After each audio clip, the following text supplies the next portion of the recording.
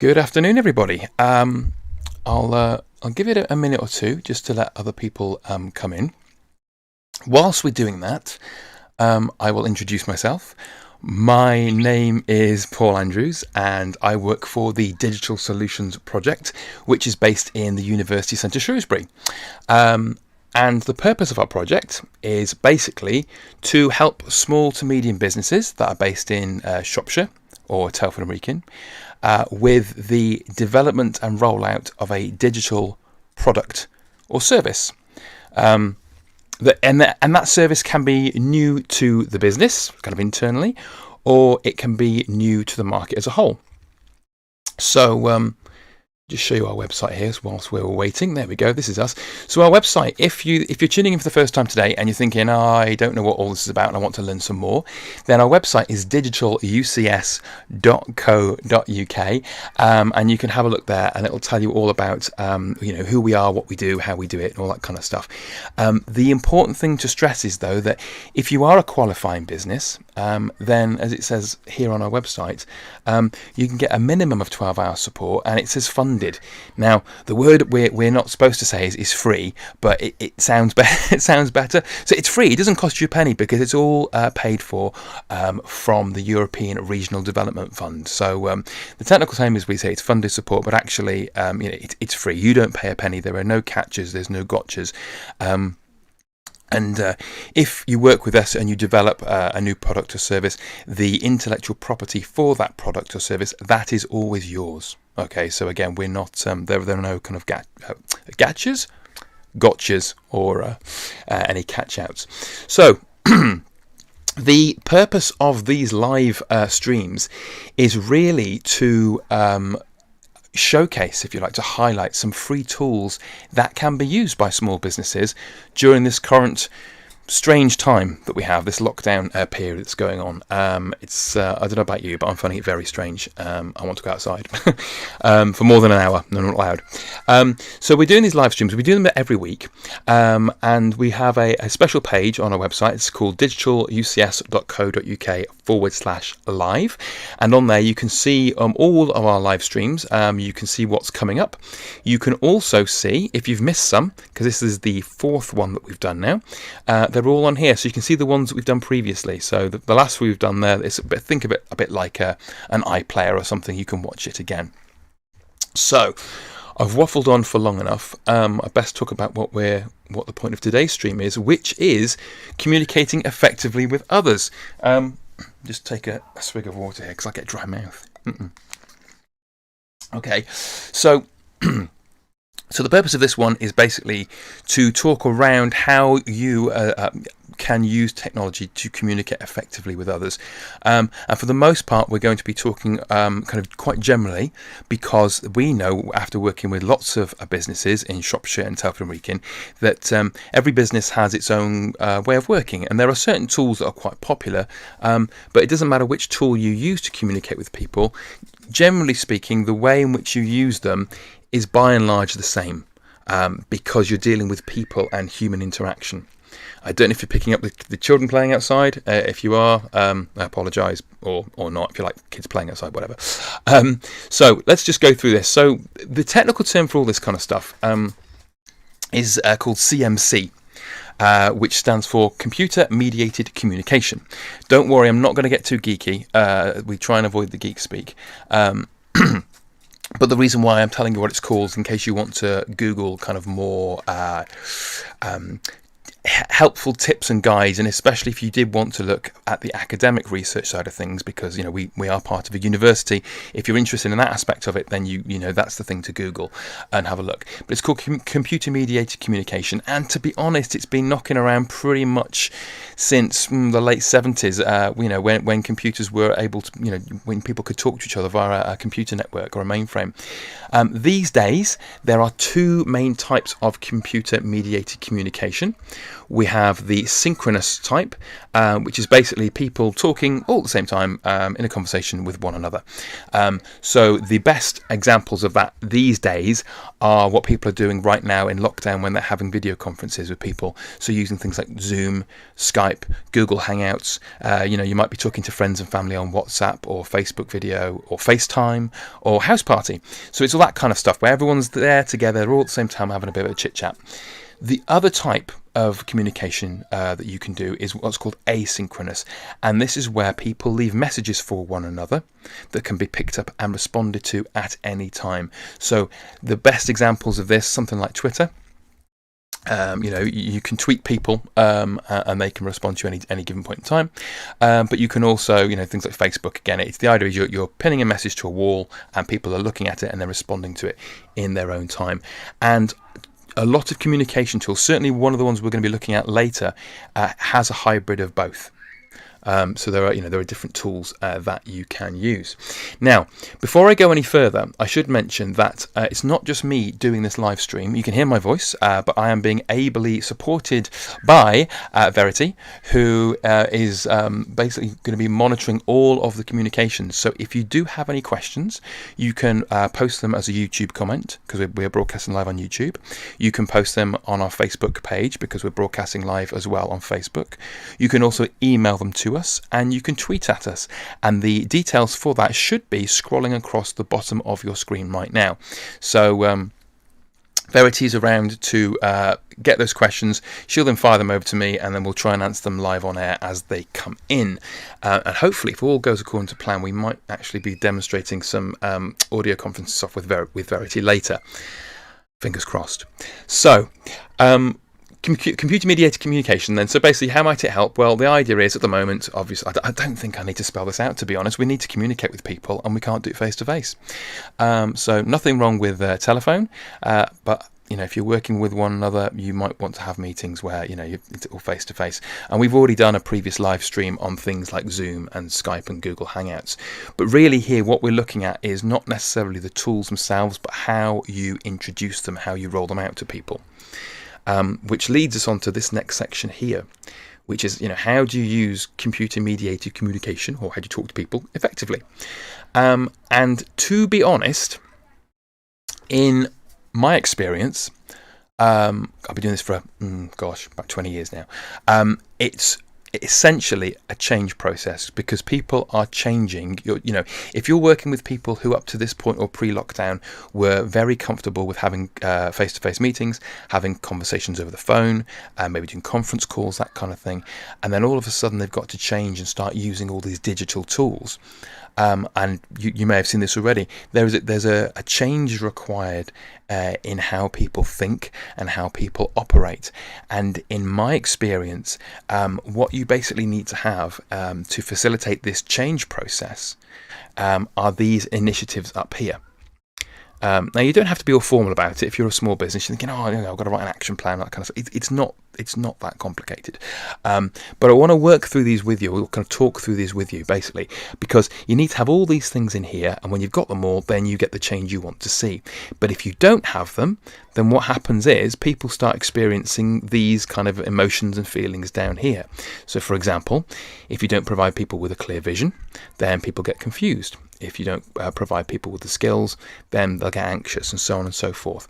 So just to talk around this very, very briefly, imagine for a second you are seeking to introduce a new communication tool, and you're going to start using it maybe internally with a team, or maybe with clients. The first thing you've got to do is basically say to them, look, this is how it's going to work, and really give them an example or two. If you can find a YouTube video of the communication tool in action, that can be quite powerful. You can also, some people respond very well to case studies. You can say, well, look, here is an example of this tool being used. But regardless of what you do, you have to make it very clear. You have to allow people to see in their mind's eye how this thing is going to operate and how it's going to work, so they kind of get it. Because if they don't understand it at a fundamental conceptual level, they're going to be confused about what's going on, and that then might result in them not engaging as well as you might want them to. But once they are on board, they go, okay, right, I get what you're talking about, that's fine. You then need to give them the skills to be able to do that. And this, to be honest, is the most challenging one, especially at the moment, because if we're all working remotely as a business and people don't have the confidence and the skills to use the technology, well, you can't just go around to the house and show them. So it can be quite challenging. So what you can do is essentially something like this, really. The idea is you can say to them, okay, well, I'm going to share my screen with you and you can watch it as a video. You just need to sit and watch. And depending on their level of kind of technical, what should we call it? Depending on their ease with technology, you want to go for the lowest common denominator you can. So if someone's at ease watching a YouTube video on their phone, that's the way you want to go. You want to say, well, okay, I'm going to show you this kind of training video on how to use it. I'm going to broadcast something for you. But you do need to give people the skills. That also includes, I mean, certainly with our team, when we made the transition from working face-to-face 5 days a week in an office to all of a sudden we're in lockdown, there was a transition period for our team as well, where all of us were developing the skills required, needed to use the communication platforms that we use. And we use Microsoft Teams every single day now. We have a 10 o'clock morning briefing. But, if you look at where we are now compared to where we were when we first started, I think it would be fair to say that the entire team has developed their own skills and also their confidence with using the technology. So now the meetings we have are much slicker. I tend to say it's a bit like learning to drive a car. When you're first driving, you're learning kind of bunny hopping all over the place, and if you're wondering what to do with the gear stick and all that kind of business. But then once you've got the controls down, you can then focus on where you want to go. Well, the same principle applies with this technology. You have to give people the time to develop those skills, and you can't just say, okay, right, folks, Monday morning we're going to start using Zoom, and that's that, because people will freak out, they will get anxious. So once you've explained what the vision is and you've said, okay, well, we've got some support in place for you, we know what we're going to be doing, and we now need to give people incentive to use it. To be honest, under the current lockdown situation, under the current circumstances, I think the incentives are fairly obvious. It's like, do you want to be able to do your job or don't you? Do you want to be able to communicate with your team or don't you? So it's kind of there. And I think the other thing that I'm seeing a lot now with some of our clients is that before there was a reluctance, because if there's no incentive, you get resistance. There was a resistance to embrace this technology before because the incentive wasn't there to use it, because it was easier, and it is easier, to have those face-to-face meetings over a cup of coffee. It's just easier. So they didn't bother, but because why should they? But now we don't have the choice. We have the incentive because we need to get things done, and that's why we're turning to these tools. Resources are equally as important. I mean, this kind of goes hand in hand with the skill set, to be fair. If people don't have the resources to use the platform you want, and by that I mean the hardware, so the computer or the tablet, the internet connection with the required speed, then it's going to cause problems. But also something that is quite often overlooked is, as a resource, is the on-demand technical support for people who are struggling to use or getting to grips with the communication tool or tools that you want them to use. So in other words, if you're going to be championing this, and once you've given people the vision, you need to be prepared to help people as and when they need it, on demand. So it does mean that you will have to have some way of providing remote support to those people. And again, in our particular team, I'm going to go off on a tangent here now. We use something called Chrome Remote Desktop. There are other tools are available. This is the one that we use, but there are some fantastic tools out there. But this is a free tool. And you need obviously the Chrome browser to use it, but what it allows you to do is it allows you to either remotely access computers that aren't with you. So an example of this is I've got this set up on my office computer that's in University Centre Shrewsbury.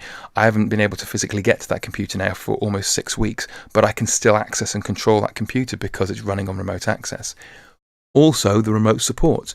So the remote support allows me, if I have to say to a client or a colleague, if they're having problems, don't worry, set up the remote support for me. So they click on the link and it gives like a secure code. It generates a code, which I'm not going to do here. But then once you've got that secure code, it allows the person who's offering the support. Verity's just spoiler for the next stream. Yeah, no, Verity. It allows you to remote in and control their computer. We will go into that more for the next stream, but it's something that I need to flag up now, because if you are going to be introducing tools and technologies to people who aren't maybe as confident with the technology as you are, it's a really good thing to be able to say to them, don't worry, put the kettle on, sit down, have a biscuit, I will control the computer and I will talk you through it so they can see what's going on. So yeah, bit of a tangent there, but it's worth checking out. So that's called Chrome Remote Desktop. But like I say, it's not the only tool that does it. There's TeamViewer, which is very popular as well. So where were we? Yeah, so we've done vision, skills, incentives and resources. And the last thing is the action plan. Now, the action plan, like I said before, if you're a small to medium business, doesn't need to be like a big document. It doesn't even need to be a document. It can be just some bullet points, but it's just knowing and having everyone in your team know that you're going to be communicating with what is the plan, how are we going to use this. So again, I'll use Digital Solutions as an example. When we went into lockdown, we started by using Skype. And we were communicating with each other using Skype, and we said, okay, this is fine for now, but we need a plan in terms of how we're going to stay functioning as a team. That's when we said, okay, we will use Microsoft Teams, because that is the tool that is used in the university. Fine. How are we going to use it? So we had the discussion. So we planned out what we were going to do. So we said, okay, every single morning, 10 o'clock in the morning, we will be on Teams. And then we started to plan what we needed from the Teams system itself. So we built an infrastructure around what we needed. And that was so we had an action plan, but the action plan informed pretty much everything we did from that point forward. And the reason why you want that action plan is so you don't end up on a treadmill repeating the same mistakes, going nowhere. So we have a very clear roadmap in terms of how we're going to use this system. So that sounds like a lot, but hopefully it's not really. It's just a case of saying, well, explain to people what you're trying to do with the tool. Give them the time and the space and the support to learn how to use it. Explain to them how it's going to be good for them. Make sure you're able to kind of control their computer if they get stuck, if you are the technical person, or maybe you have 2 or 3 technical people, and then give them kind of a roadmap, if you like. Again, just be scribbled on the back of a post-it note or something, but just a roadmap in terms of, well, this is what we're going to be doing, with this tool going forward, so they get the point. Okay, so picking the right tool. Just grab a swig of water because I'm getting cotton mouth again. Okay, so picking the right tool. Now, I said at the start of this, we don't advocate the use of any given tool. This is the purposes of these streams, and all of these streams has just been to say, here are some things you might want to check out. So, I've put here in our first live stream, we did look at these synchronous tools like Zoom, Skype and Google Hangouts. In the second and the third one, we looked at asynchronous tools. So that is tools where people can post up messages, leave it for a little bit and people can reply, such as Trello, which we looked at, and Google Docs and Google Drive. So what we've done here is we've made a little, if I just come down here, we've embedded a little spreadsheet, and I'll make it full screen in a second. There we go. That just says, okay, what would you like to do and what tools might you wish to consider? And again, I'll say this again, I sound like a broken record, but these are just things you want to consider. Other tools are available. Please don't be upset if we haven't mentioned one that you really like, because there's too many. But so we've done here, we've got a little table and we said, okay, what do you want to do? So the idea is, if you need to check in with your team every day, then like we do, use a video conferencing tool such as Zoom, Skype or Google Hangouts, and we did cover those in the first stream that we did, so I'm not going to go into those today, but the links are there to have a look at our first stream if you want to. If you want to kind of brainstorm ideas, what can you use? Well, again, this is another topic we've already looked at. Use Google Drive with Google Docs to allow you to collaboratively edit a document. If your business already uses Office 365, then use Office 365 for this. But if you're a small business that hasn't got Office 365 for whatever reason, you don't want to spend the money on it, then you don't need to, because Google Docs is completely and utterly free.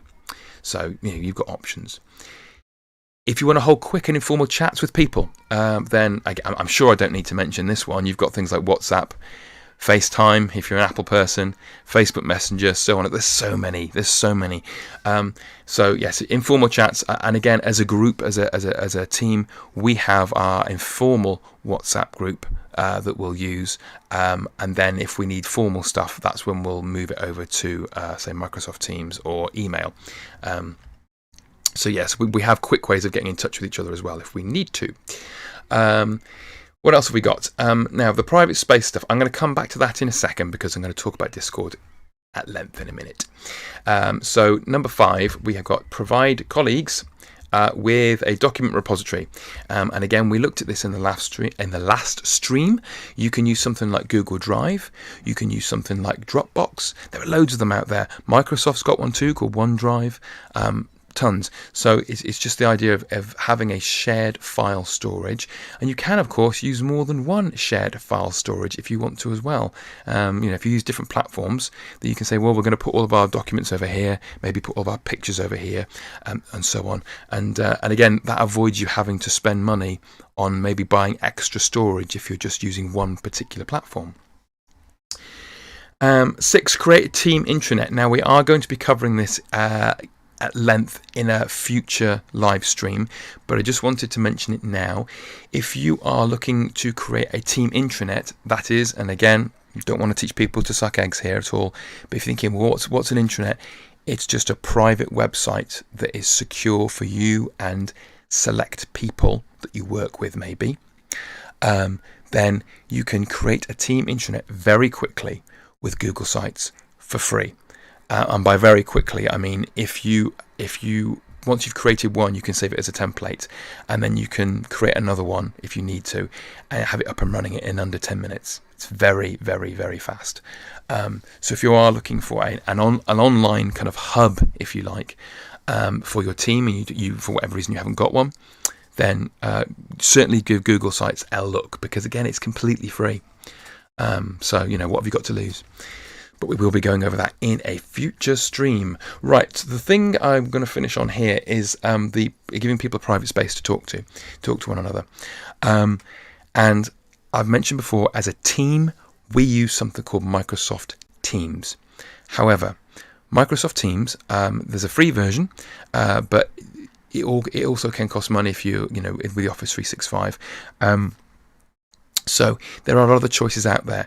So the one we're going to focus on this afternoon and just have a look at and just showcase is something called Discord, which you may not have heard before, because Discord is actually, or was originally actually, a tool. My screen's gone all weird. Come back down. For people who like to play video games. Now, it might not come as a shock to you that the nerdier members of our team are quite avid gamers. I know. Stop the press. It's a revelation. I know. But so both Verity and myself we use Discord for kind of other the gaming related stuff. So, but actually the tools it offers can actually be used for business. And it's free. So whilst we're not saying, if you've already got, if you're already plugged into the Microsoft ecosystem, you probably do want to use Microsoft Teams. But if you're a small business or a medium-sized business that hasn't yet made that leap, then this might be, even if it's temporary for the lockdown period, something you want to look into. Why might you want to look into it? Well, it's a free tool that does both asynchronous and synchronous communication at the same time. It's a one-stop shop. So we've put some bits and bobs down here. I'm going to show you Discord in a second anyway. But it's a one-stop shop. It allows you, let's get rid of those adverts. It's the problem with YouTube, isn't it? You get these adverts. To basically create a secure area for your team where you can have group chats, so everyone in the team can see that. You can have kind of private one-to-one chats if you want to with individual group members. You can have free audio and video calls. You can upload files as well if you want to. When you're on those video calls, either one-to-one or group, you can do screen sharing as well. And again, that's a feature that most modern video conferencing platforms, things like Zoom, Skype and so on, they'll allow you to do those as well. And Discord can be run in a web browser or installed on your device, which means it's easier, or it broadens the barrier of entry, or lowers the barrier of entry, I should say, to people, because people can choose how they want to use it. And some people may be working on machines where they haven't got the admin rights to install software.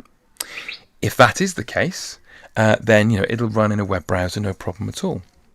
So we have a video here. Now I'm not going to play the video in this stream because it's 4 minutes long, but the video is there if you want to have a look at it. The purpose of this particular video, it goes into how businesses can use Discord and how you can use it. But what I'm going to try and do now is I'm just going to switch the feed a second and launch Discord to kind of give you a walkthrough, and hopefully we'll try doing a live audio call with Verity and we'll see if that actually works. So bear with me for 2 seconds. What I'll do is I'll just come back over here and I'll pop the holding video on just while I'm setting things up. So give me about 20 seconds and we'll just put this on back now.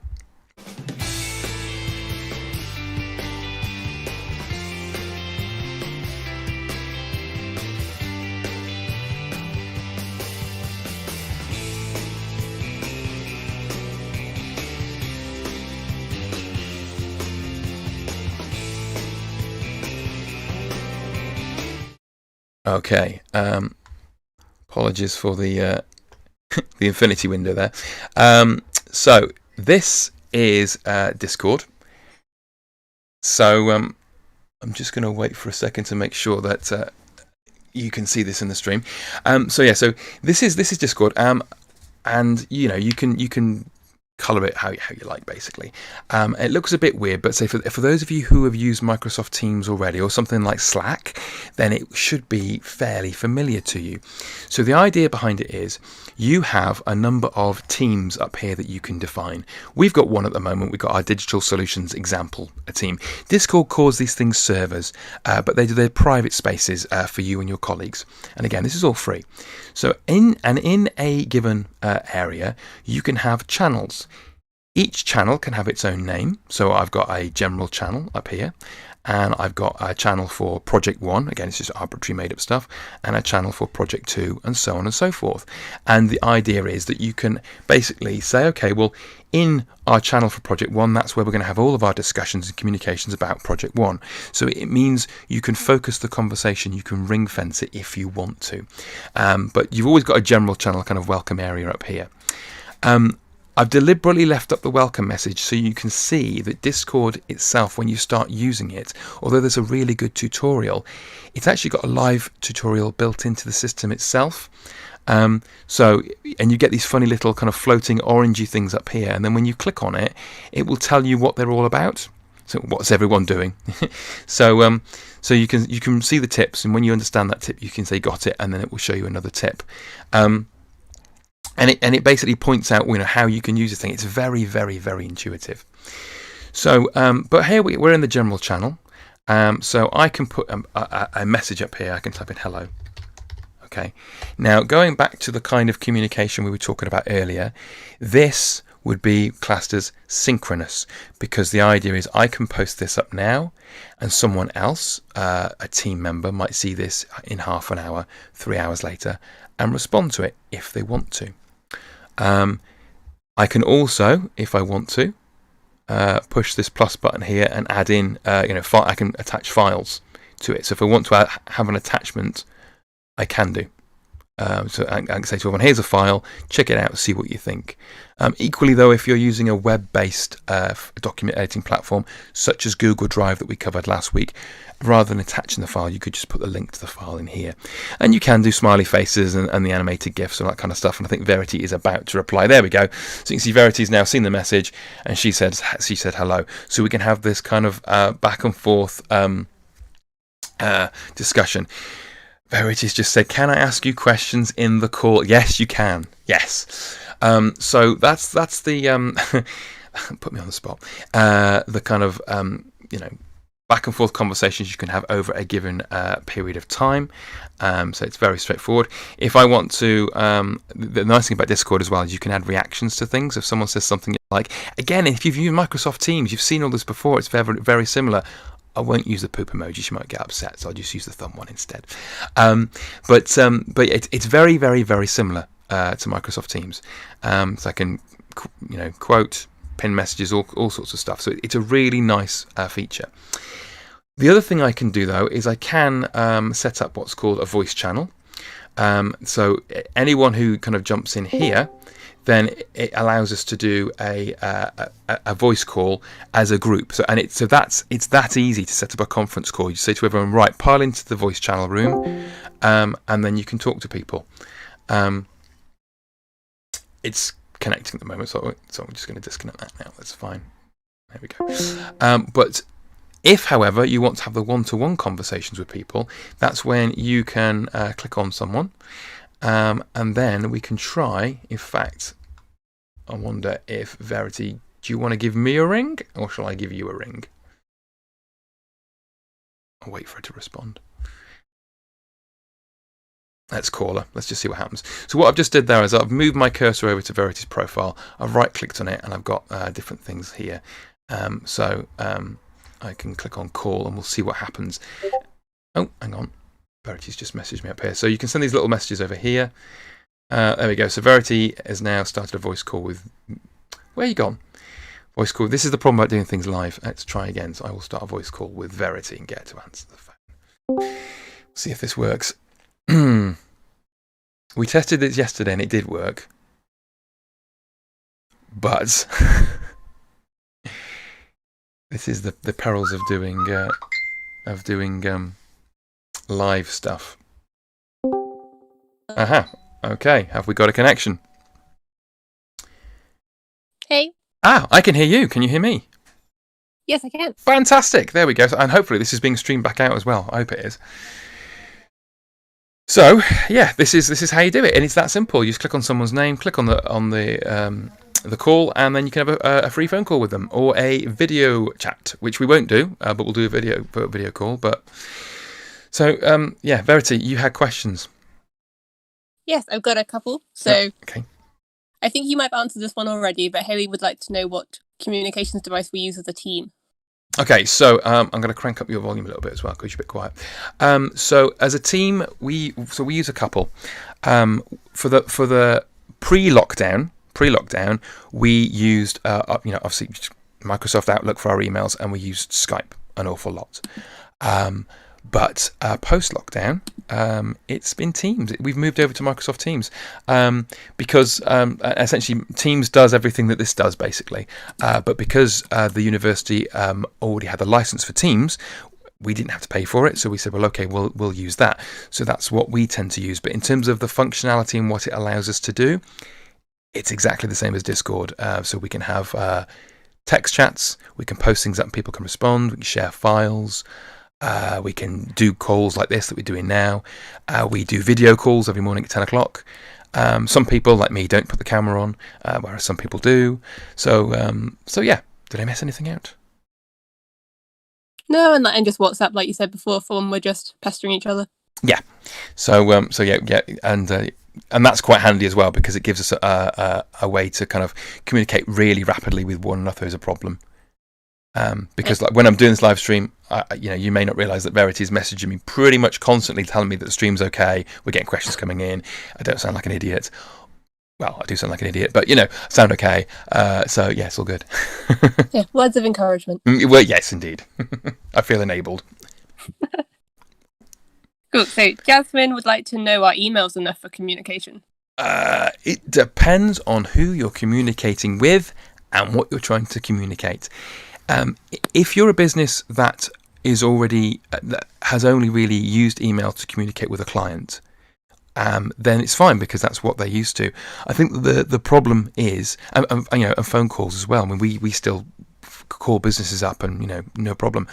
I think the problem is when you've been used to having a more kind of human-focused communication route. So, meeting people, looking them in the eye, having cups of coffee with them, all that kind of stuff, so they can see your gestures and hear the tone of your voice and read your body language.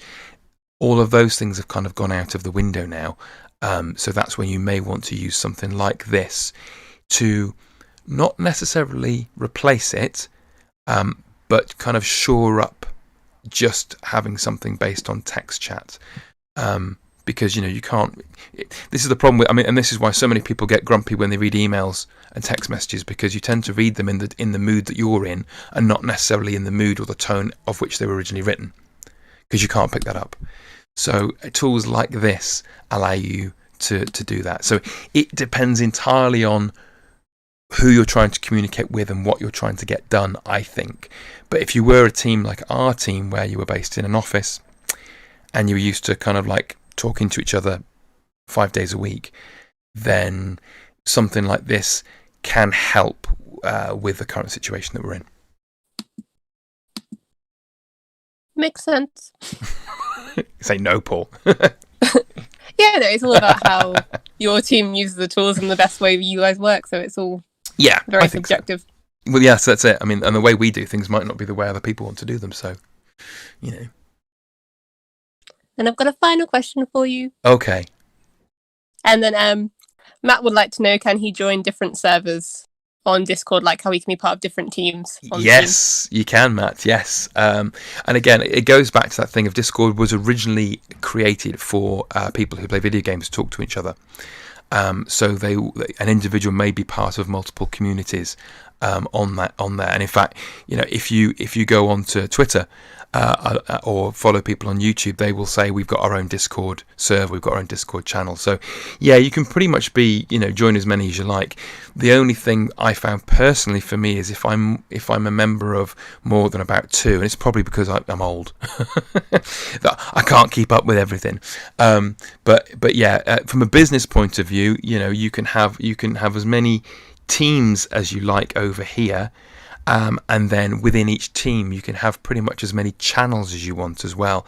So it all depends on how you want to work and how much how much headspace you've got for keeping track of everything. But we have colleagues that are part of multiple teams in multiple institutions, and I know that's an issue. We've had that conversation. I can't get into any names or specifics here, but I know we have at least one colleague who is a member of multiple kind of groups, and each of those groups are using Microsoft Teams with a different Microsoft login. And they're struggling at the moment because they can't unify the logins, because all the logins are owned by different businesses, and that's a problem. Whereas with Discord, if everyone got together and said we're going to use the one platform, it would work, and everybody would be able to communicate with each other and have all those separate channels on the Discord platform. So it would break down barriers because it's ubiquitous rather than being tied to a subscription plan that a given business is paying a company for. So yes, you can. That was deep. I know, sorry. And it's Friday. So yeah, short answer, yes you can. Next. Is that it? No, that is all. It has been a very thorough and informative stream as always. I haven't got that far. Okay, all right then. Well, shall I wrap things? Do you want to stay on the line, or shall I just wrap things up? Nah, let's wrap some things up. Okay, right. I shall hang up then. Thank you very much. You're welcome. Bye. Thank you, Verity. Okay, bye.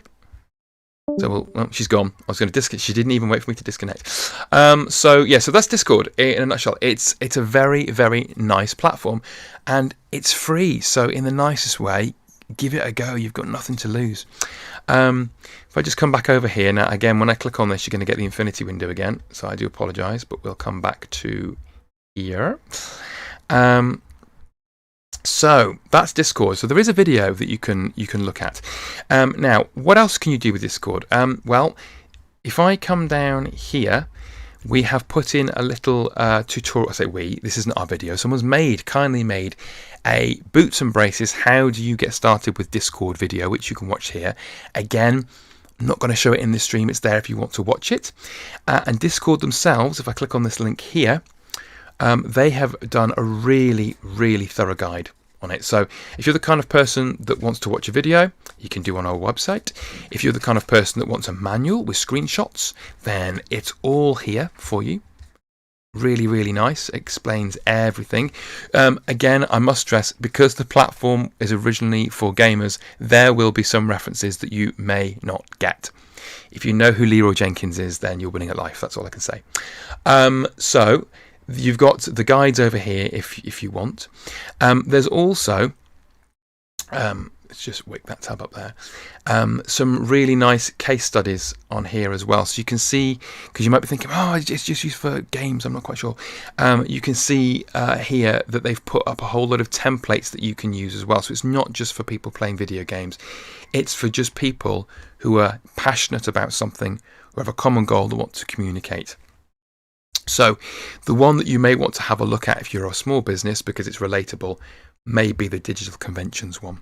So you can click on that thing there, it will jump down, and you've got some people talking about how they're using it for digital conventions. So you've got educators, businesses, and a New York City-based comedy program. So, okay.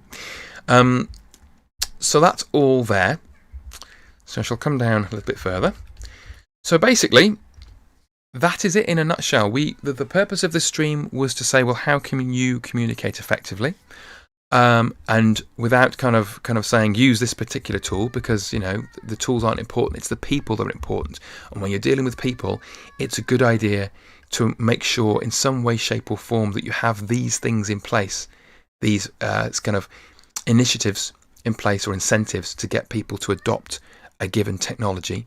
But like I say, I think people are a little bit more incentivized now maybe than they were pre-lockdown to use all this stuff anyway. And then it's about choosing the right tool. Your mileage will vary. It depends entirely, as Verity said, on you, your team, and the people you're trying to communicate with. What works for one team will not necessarily work for another, but we've given some serving suggestions there. And if you are looking for something that is a one-stop shop, if you don't want to be bouncing around and have a different tool for one-to-one messages, group chats, video calls, and so on and so forth, and you aren't using Office 365 already in Microsoft Teams, if you are, check that out. But if you're not, and you want exactly the same functionality, or you are, and you want to use, and you're trying to communicate with somebody else who also uses Teams, but that's in a different domain, and you can't join the two up, then you can use something like Discord to work with that person for free using the same skills that you've developed in using Microsoft Teams. If you're a business or an individual that's never used Microsoft Teams before or something similar, don't worry about it. Jump straight into Discord and learn how to use that, because that then will give you transferable skills that you can use should you wish to use another platform like Slack, like, Campfire, like Teams. So that's our stream. Thank you very much for watching. All I would say is, if I come back over to here, if I come back to our live page over here, these notes are available. If we come back to our website and click on and go up to live, they are currently under number 4, communicating effectively with others. If you have any feedback, and more importantly, if you're watching this and you are a business that hasn't yet engaged with us and you would like some of that free, because I'm going to say that in bold and underline and italic and flashing lights or whatever, if you want some free support, and you're not sure if you will qualify for that free support, then what you can do on our live page here, on our live broadcast, you can come down. You can also see our next schedules. I'll come back to that in a second.